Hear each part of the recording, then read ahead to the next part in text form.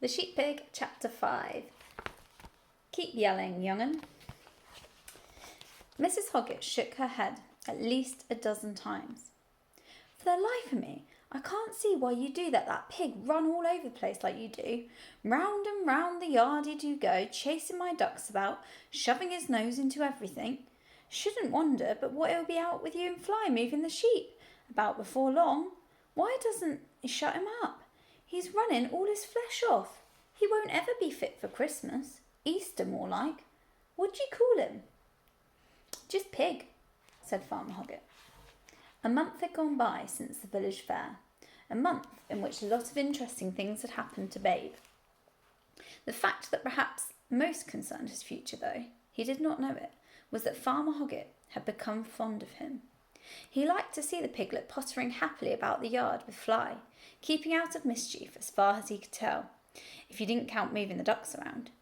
He did this now with a good deal of skill, the farmer noticed, even to the extent of being able to once separate the white ducks from the brown, though that might have just been a fluke. The more he thought of it, the less Farmer Hoggett liked the idea of butchering the pig. The other developments were in Babe's education. Despite herself, Fly found that she took pleasure and pride in teaching him the ways of the sheepdog, though she knew that, of course, he would never be fast enough to work sheep. Anyway, the boss would never let him try. As for Ma, she was back with a flock, her foot healed, her cough better. But all the time she had been shut in the box, Babe had spent every moment that Fly was out of the stables chatting to the old ewe. Already he understood, in a way that Fly never could, the sheep's point of view. He longed to meet the flock, to be introduced. He thought it would be extremely interesting. "Do you think I could, Ma?" he had said. "Could what, young'un?" "Well, come and visit you when you go back to your friends." "Ah, you could do, easy enough. You only got to go through that bottom gate and up the hill to the big field by the lane. Don't know what the farmer would say, though, or that wolf." Once Fly had slipped quietly in and found him perched on the straw stack. "Babe," she had said sharply, "you're not talking to that stupid thing, are you?" "Well, yes, Mum, I was." "Save your breath, dear. It won't understand a word you say." "Bah!" said Ma. For a moment, Babe was tempted to tell his foster mother what he had in mind, but something told him to keep quiet. Instead, he made a plan. He would wait for two things to happen. First, for Ma to rejoin the flock, and after that, for market day, when both the boss and his mum would be out of the way. Then he would go up the hill. Towards the end of the very next week, the two things had happened. Ma had been turned out, and a couple of days after that, Babe watched as Fly jumped into the back of the Land Rover, and it drove out of the yard and away. Babe's were not the only eyes that watched its departure. At the top of the hill, a cattle lorry stood half hidden under a clump of trees at the side of the lane. As soon as the Land Rover had disappeared from sight along the road to the market town, a man jumped hurriedly out and opened the gate into the field. Another backed the lorry into the gateway. Babe, meanwhile, was trotting excitedly up the hill to pay his visit to the flock. He came to the gate at the bottom of the field and squeezed under it. The field was steep and curved, and at first he could not see a single sheep. But then he heard a distant drumming of hoofs, and suddenly the whole flock came galloping over the brow of the hill and down towards him.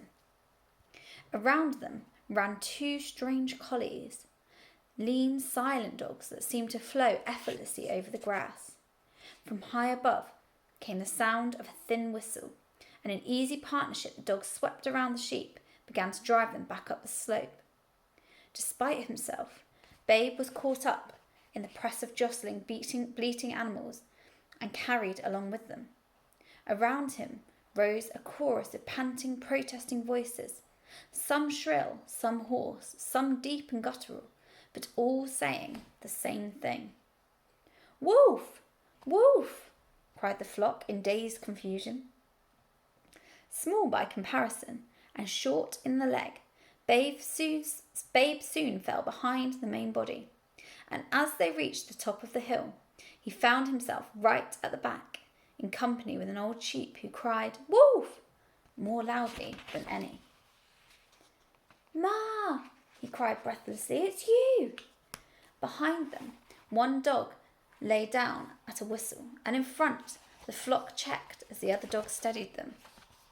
In the corner of the field, the tailboard and wings of the cattle lorry filled the gateway, and the two men waited, sticks and arms outspread. Hello, young'un," puffed the old sheep. "Fine day you choose to come, I'll say." "What is it? What's happening? Who are these men?" asked Babe. "Rustlers," said Ma. "They'm sheep rustlers." "What do you mean?" "Thieves, young'un. That's what I do mean. Sheep stealers. We'll all be in that lorry before you can blink your eye." "What can we do?" "Do? Ain't nothing we can do, unless we can slip past these here wolf." She made as if to escape, but the dog behind darted in, and she turned back. Again, one of the men whistled, and the dog pressed. Gradually, held against the headland of the field by the second dog and the men, the flock began to move forward. Already, the leaders were nearing the tailboard of the lorry. "We'm beat," said Ma mournfully. "You run for it, young'un." "I will," thought Babe, "but not the way you mean." Little as he was, he felt suddenly, not fear, but anger. Furious anger that the boss's sheep were being stolen. "My mum's not here to protect them, so I must," he said to himself bravely, and he quickly ran round the hedge side of the flock, and jumping onto the bottom of the tailboard, he turned to face them. "Please," he cried, "I beg you, please don't come any further. If you would be so kind, dear sensible sheep." His unexpected appearance had a number of immediate effects. The shock of being so politely addressed stopped the flock in its tracks, and the cries of "Wolf" changed to murmurs of "Isn't he lovely?" and "Proper little gentleman."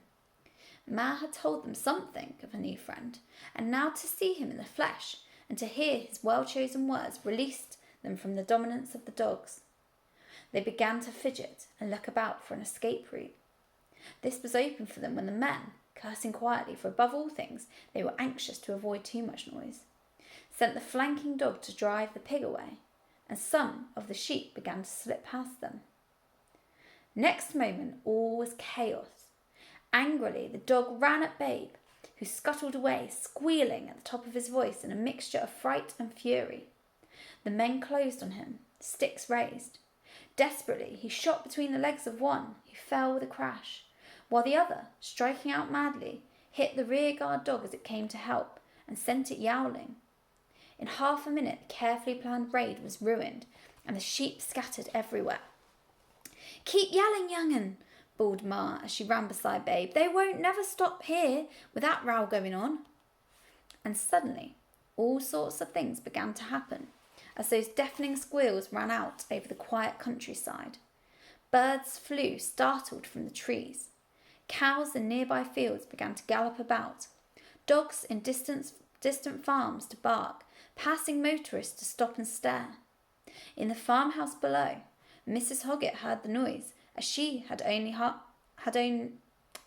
the day of the fair, but now it was infinitely louder, the most piercing, nerve-tingling, ear-shattering burglar alarm. She dialed 999, but then talked for so long that by the time a patrol car drove up the lane, the rustlers had long gone. Snarling at each other and their dogs, they had driven hurriedly away, with not one single sheep to show for their pains. "You won't never believe it," cried Mrs. Hoggett when her husband returned from the market. "But we've had rustlers, just after you'd gone it were, come with a Gurt cattle lorry, they did. The police said they'd seen the tyre marks in the gateway, and a chap in a car seen the lorry go by in a hurry. And there's been a lot of it about, and he gave the alarm, he did, kept screaming and shrieking enough to burst your eardrums. We should have lost every sheep on the place if it weren't for him. 'Tis him we got to thank." "Who?" said Farmer Hoggett. "Him," said his wife, pointing at Babe, who was telling Fly all about it. "Don't ask me how he got there or why he done it. All I knows is he saved our bacon, and now I'm going to save his. He's stopping with us just like another dog. Don't care if he gets as big as a house. Because if you think I'm going to stand by and see him butchered after what he done for us today, you've got another thing coming. What do you say to that? A slow smile spread over Farmer Hoggett's long face.